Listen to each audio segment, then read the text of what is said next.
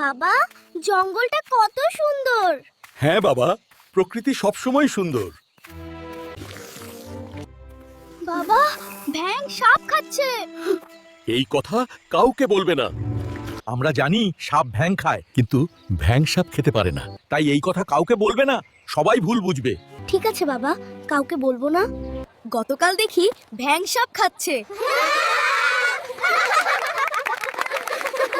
মিথ্যা বলিস না, সাপ ব্যাঙ খায়, ঠিক আছে? কিন্তু ব্যাঙ আবার সাপ খায়, এইটা অসম্ভব। বিশ্বাস না হলে আমার বাবাকে জিজ্ঞেস করো। চলো তাহলে তোমার বাড়ি। চাচা, আপনি কি দেখেছেন ব্যাঙ সাপ খাচ্ছে? না, আমি এমন কিছু দেখি নাই। বাবা, কেন সত্যিটা বললে না? আমি যদি সত্যি বলতাম, ওরা ভাবতো আমি তোমাকে জিতাতে মিথ্যা বলছি। মন খারাপ করো না, আমাদের এই বাছুর ছানা নিয়ে আমার একটা প্ল্যান আছে।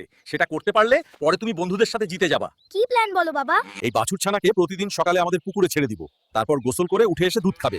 এভাবে প্রতিদিন প্র্যাকটিস করালে এটা ওর অভ্যাস হয়ে যাবে। তারপর বন্ধুদের বলবে আমাদের বাছুর ছানা সকালে গোসল না করে ওর মায়ের দুধ খায় না। বাহ বাবা, দারুণ আইডিয়া। কি মজা, কি মজা। এইবার আমি জিতে যাব। শুনো আমার বন্ধুরা, আমাদের বাছুর ছানা সকালে গোসল না করে ওর মায়ের দুধ খায় না। আবার মিথ্যা বলছো? না, আমি মিথ্যা বলছি না। তাহলে প্রমাণ দেখাও। ঠিক আছে। বাবা, ওরা আমার কথা বিশ্বাস করছে না।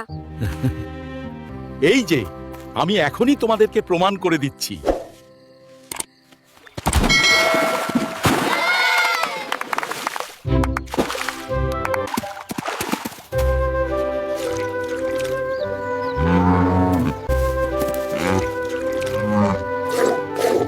এইবার আমার কথা তোমাদের বিশ্বাস হলো?